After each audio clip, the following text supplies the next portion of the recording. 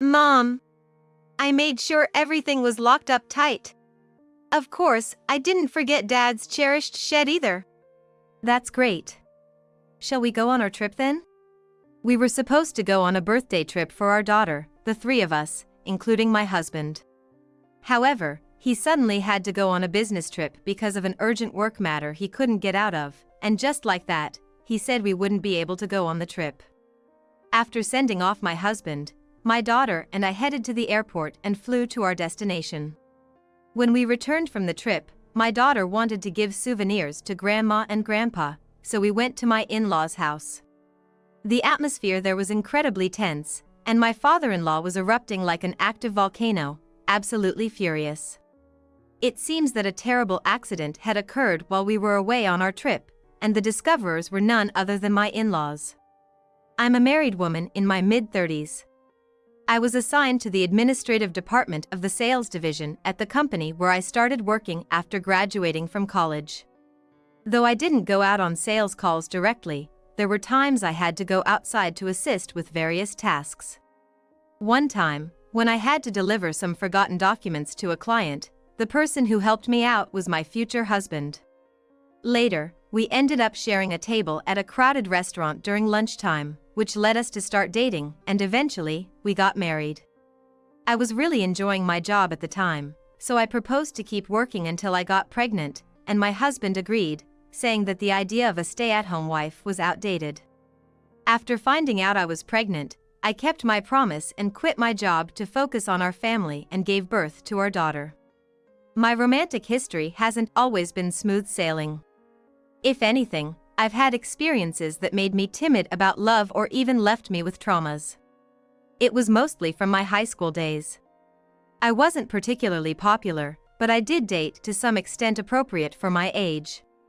Mostly, I ended up in relationships where the other person confessed their feelings to me, but inevitably, they would find someone else they liked more and leave me.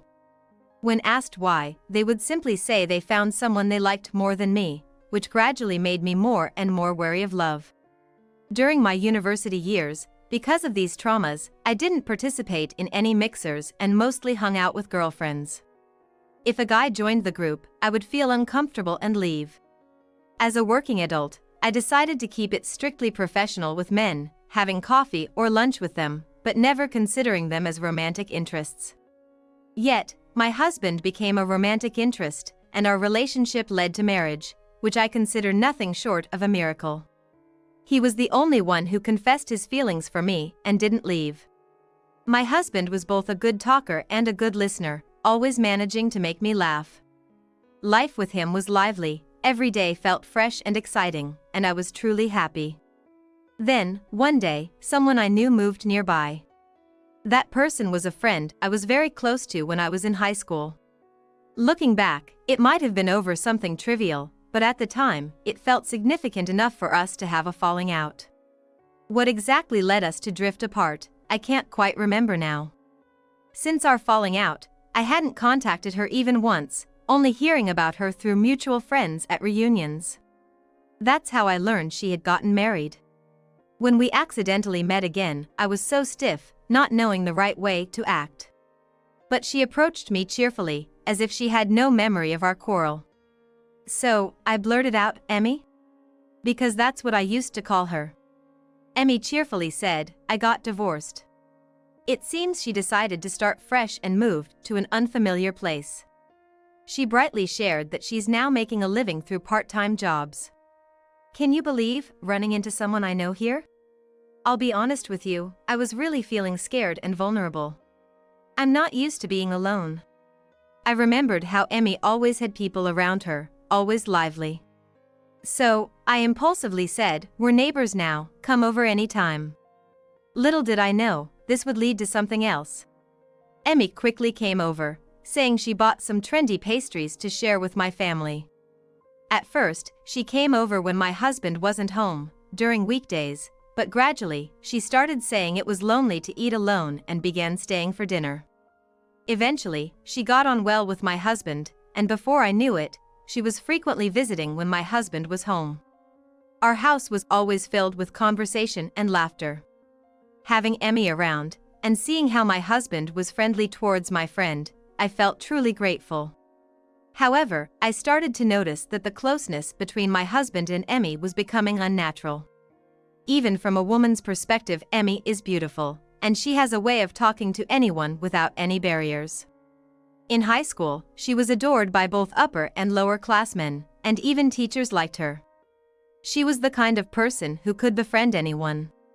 I don't think there is any ulterior motive, yet my husband blushed and acted all smitten around Emmy, sometimes touching her more than necessary. I can somewhat understand a man being charmed by Emmy's looks, but my husband has a wife and child right in front of him. What's with that behavior? My suspicion only grew.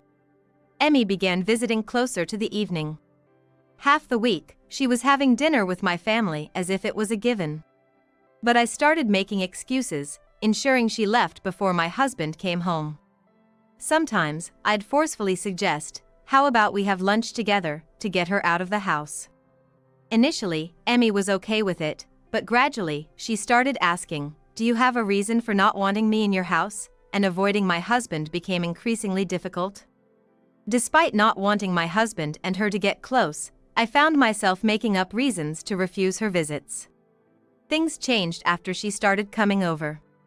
My husband has been into DIY since before we were married and always said he wanted his own shed in the backyard once we tied the knot. A shed wasn't feasible, so we settled for a large storage container that doubles as a workshop.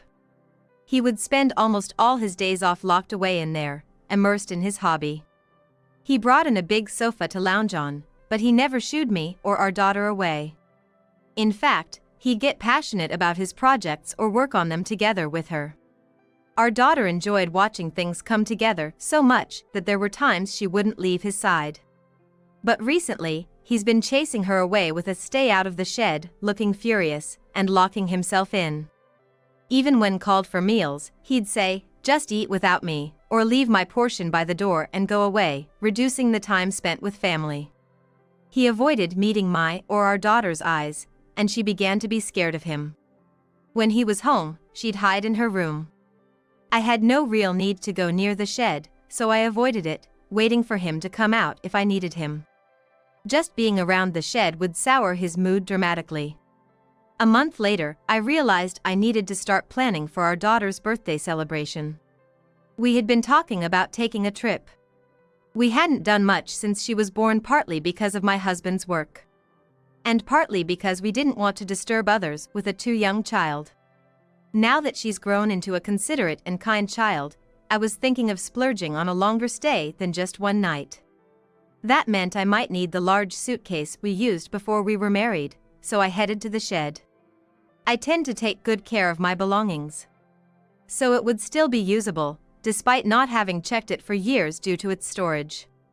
My husband had warned me to stay away from the shed, but he was at work today, so it should have been fine. However, as I approached, I heard strange noises coming from the supposedly empty shed. Could it be a burglar? I wondered, peeking through the small window to check, only to find my husband and Emmy in the midst of an intense affair. It felt disgusting, like being forced to watch a cheap adult movie. Of course, the shock that my husband and Emmy were in such a relationship hit me hard, but deep down, I wasn't entirely surprised by his behavior considering recent attitudes. I had naively thought that since Emmy was a close friend, she would reject any advances from my husband. The betrayal by Emmy shook me more profoundly than the distrust towards my husband. When I peeked, their affair seemed to be ending, and they lay side by side, naked, chatting and laughing as if nothing had happened. She seems clueless, doesn't she? Given her trauma with love, I'd say she's pretty dense. There were times they felt I was somewhat suspicious, but they laughed, thinking I hadn't realized the extent of their relationship. Emmy said the thrill of not knowing when I might find out was irresistible. However, my husband was a bit cowardly about letting her into the house while I was away, fearing it would be too obvious, so they switched to the shed. They even joked about how disappointed they were that I obediently stayed away from the shed, making it less thrilling since I hadn't caught on, and now they were getting bold. Scare a girl with love trauma, and she won't come near, right? I want more thrill. How about sneaking out in the middle of a weekday night next time?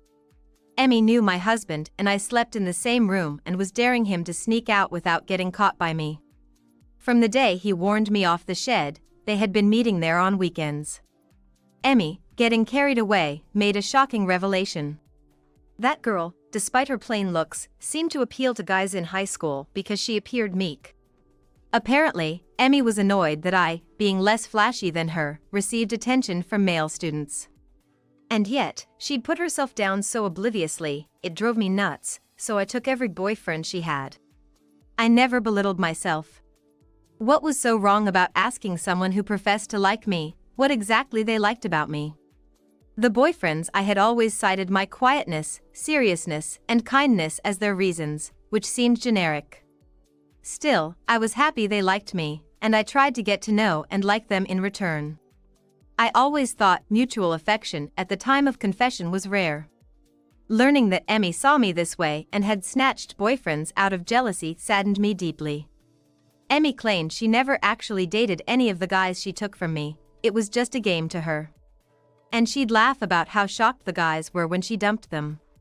I remembered on graduation day, one of my exes apologized for hurting me. I had thought it meant he was sorry for changing his mind after confessing, but after hearing Emmy's story, it clicked that he was apologizing for falling for Emmy's seduction and hurting me. Because it made all the strange things that happened in high school suddenly make sense. While listening to Emmy's boasts, my husband said, "I'm sick of looking at such an ugly face. People say beauties bore you after 3 days, but that's a lie. Facing an ugly person every day is true torture." Anger surged through me, my fists clenching with rage. Bursting through the door and confronting them was one option. But I realized that wouldn't be enough to beat them. They were two, and I was alone. Without evidence, my words would mean nothing, and I would be the one to lose. I thought the best course of action was to carefully plan my revenge while keeping my anger in check. Regarding our daughter's birthday trip, my husband had said he'd leave all the planning to me and our daughter, not participating in any discussions. Moreover, he decided not to join us, citing an absolutely unavoidable work commitment on the day of our daughter's birthday, saying he couldn't take the day off. His insistence on the unavoidable work made me realize he was probably planning to meet up with Emmy. Children often notice more than adults think, and our daughter had realized that her father's moodiness wasn't just about him being irritable. She was scared and didn't want to be in the same space as him, so for her, the fact that he wouldn't be joining the family trip seemed like a blessing. She seemed relieved when I told her. Truth be told, I had no intention of giving up on the trip just because my husband couldn't come. In fact, I was relieved he had opted out. Considering how scared my daughter was of him, a trip without him seemed like the perfect change of scenery. Originally, we had planned a domestic trip assuming my husband would join, as he said he could only take a few days off. But with him not joining, an international trip, which was what our daughter had wanted, became possible. I changed our domestic trip to an international one and extended the duration, sharing this update only with my daughter. When I told her to keep it a secret from Dad, she said, "I wouldn't tell Dad." "I'm on your side, Mom." On the day of the trip, as we were heading to the airport by taxi, my daughter boasted, "I did well, didn't I?" saying she had locked up Dad's precious shed. The shed has a lock on the outside, but due to a small mistake by my husband, there are actually 2 keys for the outside. There's the original key that came with the container house and another key he installed on the outside by mistake, meant to keep our daughter from entering during dangerous work. He later added a lock that could only be locked from the inside, totaling 3 locks on the shed. The inside lock can only be operated from within. It wasn't summer yet, but the season could see significant temperature rises during the day. I figured they wouldn't dare use the shed for their secret meetings, especially without telling my husband about the lock situation, and boarded the plane.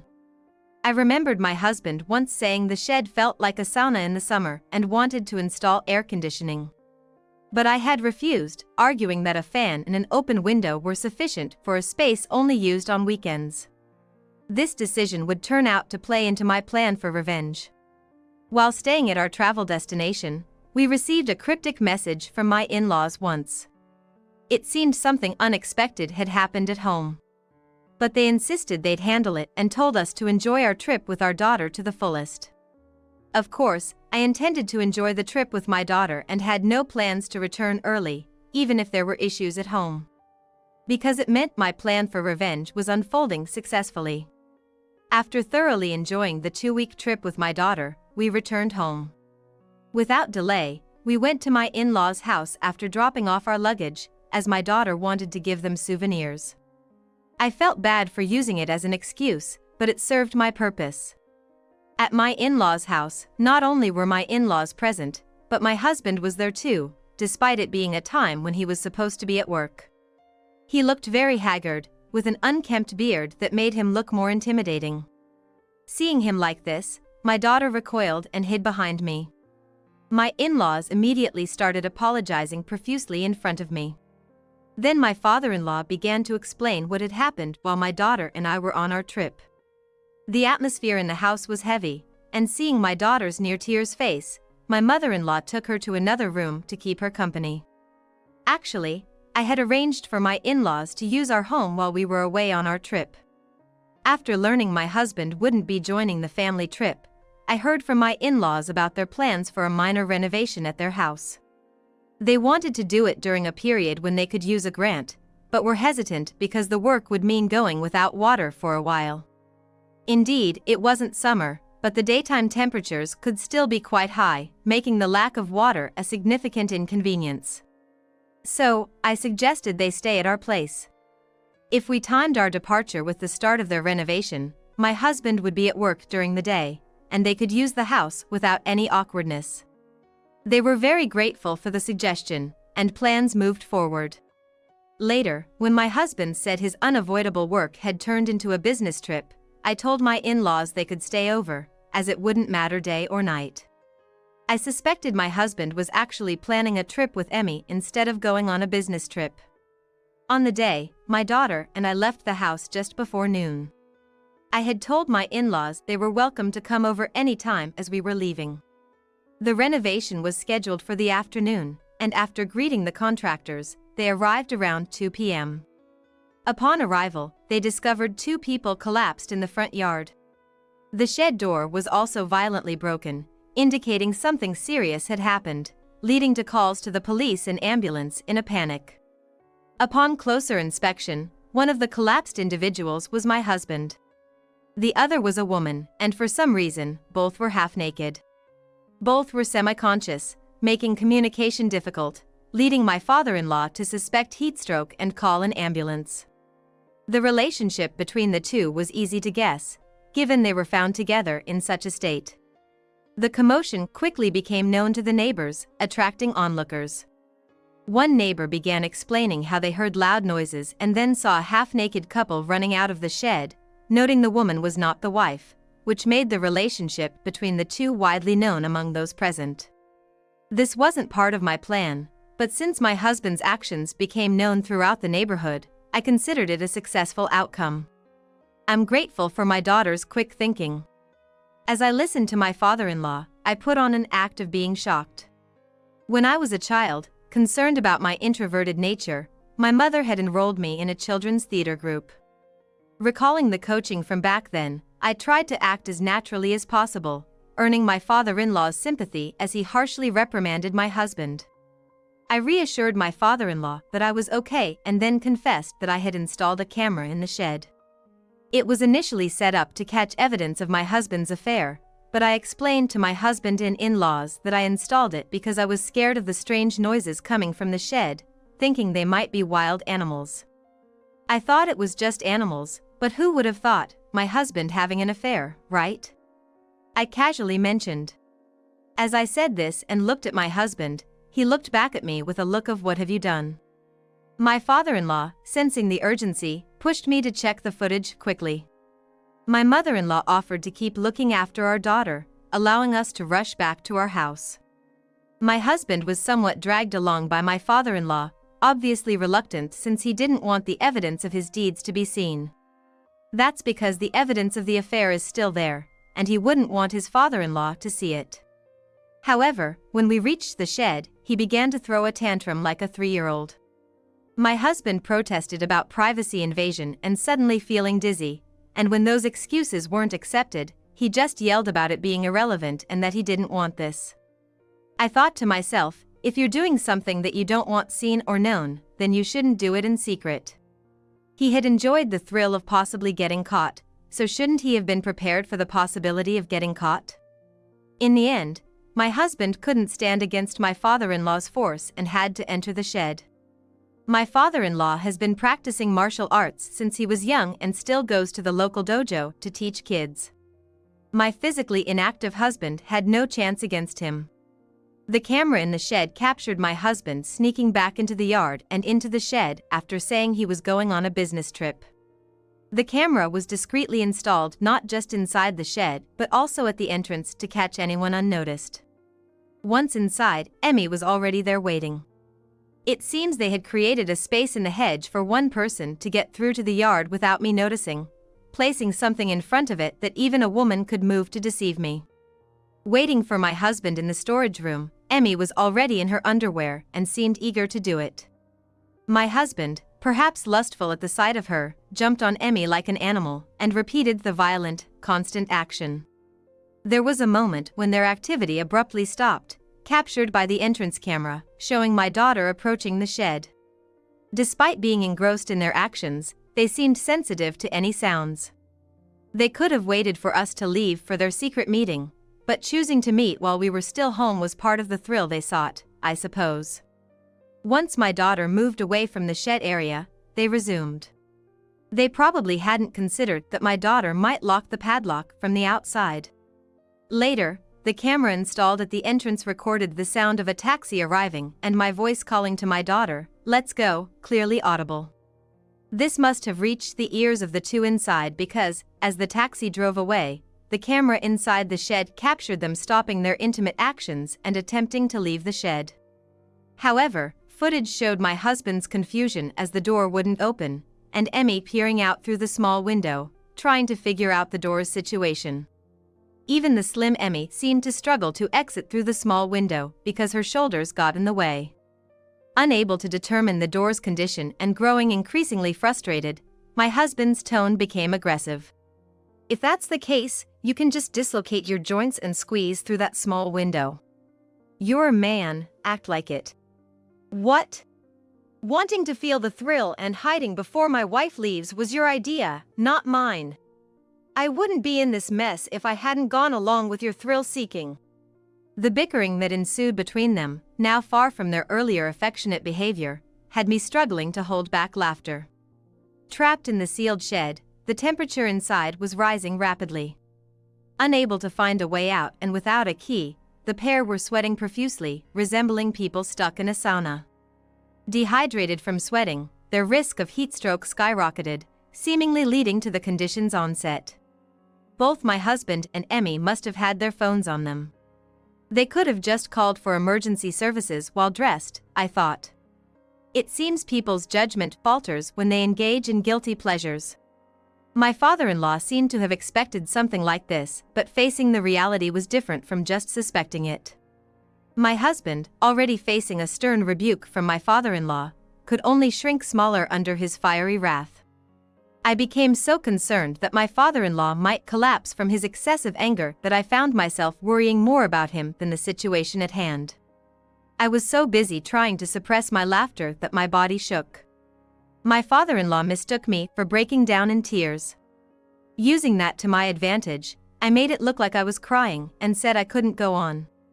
I wanted a divorce. While emotional wounds can't be healed with money, I expressed my desire for compensation in the form of alimony, to which my father-in-law strongly agreed, saying it was the right decision. He promised to make my husband pay alimony, and forced him, who hadn't uttered a single apology, to see my eyes and say sorry. My father-in-law also said he'd make my husband pay for a new place to live, reasoning that I wouldn't want to stay in a house tainted by infidelity. My husband started to object, saying, "Why should I?" but wilted under my father-in-law's gaze, sharper than any gang's, and meekly agreed to comply. Having been strictly disciplined by my father-in-law, a former athlete, since he was young, my husband has a tendency to follow his words, possibly out of trauma. Thanks to this, under my father-in-law's direction, everything went smoothly. After checking the camera and gathering my belongings, we returned to my in-laws' house, and then I moved to a hotel with my daughter.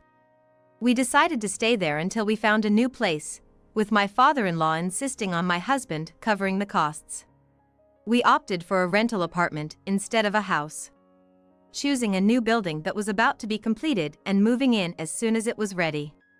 Right before we were set to move in, I received a call from Emmy. I could guess the gist of what Emmy wanted, but decided to answer to avoid any further complications. Don't you dare contact my ex-husband, you ugly thing.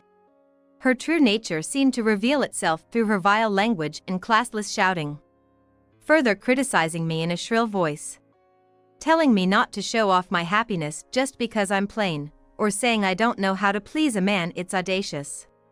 Speaking of which, there was a conversation between my husband and Emmy on the camera where my husband criticized our intimate life, saying, "She just lies there like a decoration, so boring." Probably, my husband often complained that our marital life was dull. Because I thought your ex-husband was making a valid point. In fact, before I suspected the affair between Emmy and my husband, I received a call from someone claiming to be Emmy's ex-husband. He told me Emmy had vanished without paying alimony or child support. The message was about expanding Emmy's social circle to investigate her whereabouts. It seems someone suggested to him that I might know Emmy's whereabouts. When I received the call, Emmy had told me she was fleeing from an abusive ex, so thinking she was still being pursued post-divorce, I said I didn't know anything. But after learning the truth about Emmy and my husband, and her past betrayals, I asked a mutual friend about the real reason for Emmy's divorce. The friend didn't know the true reason, but they shared rumors that were completely different from what Emmy had told me. I then contacted the person who claimed to be Emmy's ex-husband, and heard a story very similar to the rumors. Emmy apparently had a child but showed no interest in parenting, always leaving the child with her ex-husband. She neglected child-rearing and household duties, indulging in flashy affairs. When her ex-husband reached his limit and initiated a divorce, Emmy left the child with him and disappeared. Though she agreed to pay alimony and child support at the time of the divorce, she never did. She vanished as if fleeing in the night, and he had been searching for her since. The child's photo he showed me looked exactly like Emmy as a child. I had known Emmy since elementary school, but we lost touch when she moved due to her father's job, only to reconnect in high school. Believing her ex-husband's story, I informed him of Emmy's location, and I told him everything she was doing to my husband. Valid point? Ridiculous. I've always hated how you play the good girl. It's disgusting. No matter what Emmy said, I ignored it. Engaging emotionally with someone like her was a waste. Even spending time on her felt like a waste. I told Emmy I would also demand compensation from her, which left her momentarily speechless. When I mentioned knowing everything she did in high school, she excused it as just a game and that the men misunderstood on their own. Emmy might see it as just a game, but among those caught up in her game, there were people who got hurt. At least, that was true for me and the ex-boyfriend who apologized to me. I told her we would communicate through lawyers in the future and hung up. Afterward, my husband returned to work, only to learn a hard lesson about not being arrogant. It seems he had a habit of looking down on those he considered beneath him. You know, the type who has one face for home and another for work. My husband was the textbook example, especially cruel to subordinates he deemed useless. One of these subordinates had coincidentally moved into our neighborhood and was among the onlookers when my husband was taken away half-naked by the ambulance. Even more, he had recorded it on his smartphone and spread it as payback for how he was treated at work. With the solidarity of other similarly mistreated subordinates, the spread of this video was incredibly fast, and naturally, the news of the affair became widely known. Feeling uncomfortable at work, my husband resigned, but due to his short tenure, his severance pay was minimal. He tried to seek refuge with my in-laws but was ignored and not even allowed inside their house. His attempts at finding a new job failed as it turned out he was all talk and no action, unable to secure employment. The relentless demands for child support and alimony meant he had to juggle multiple part-time jobs. I heard he's now in a position where he's being told he's less useful than a student part-timer, the very words he used to say to his subordinates. As a result, he keeps hopping from one job to another, unable to hold down a steady position. Since they can't accumulate a substantial amount of money, it seems they have no choice but to work without any days off. Emmy was taken back by her ex-husband and is now under strict surveillance by him and his family. She was dumped into a company known to her ex-husband, notorious for its harsh working conditions. It's a job that needs doing, but due to its danger and unpopularity, it pays well. Given that few people manage to stay long, it must be an environment more challenging than one can imagine. It seems Emmy is being reformed as a person, returning exhausted to the company dormitory every day without the spare energy to engage in affairs or snatch anyone's boyfriend. By the time payday arrives, her ex-husband has already deducted alimony and child support. In the end, they are left with an amount even lower than what a student part-time job would pay. Since she lives in a company dormitory, rent and utilities are deducted up front. Considering only food expenses are out of pocket, her ex-husband remarked that she should manage, informing me of Emmy's current situation. A few days later, I was notified that Emmy had attempted to escape due to the harsh conditions. But her movements were constantly monitored, and she was quickly found and brought back, receiving a severe reprimand that seemingly broke her spirit. Since then, there's been no sign of her trying to escape, and I've heard she's become quite submissive. My daughter and I have started a new life in our new home. Separated from my husband and knowing she wouldn't have to meet him unless she wanted to, my daughter has gradually returned to her cheerful self, stabilizing emotionally after the turmoil caused by my husband's behavior. Actually, I've always enjoyed obtaining certifications, and during my college years and even after getting married, I acquired several through distance learning. One of them has been particularly useful in job transitions. Though I became a stay-at-home mom after getting married and giving birth, I worked from home as much as I could. Now, I've decided to work full-time at an office. I might make my daughter feel a bit lonely, but I believe she'll understand. From now on, it's just the two of us, side by side, living a happy life, I told her. My daughter confidently replied, "I'll protect mommy." It seems this ordeal has taught my daughter something profound.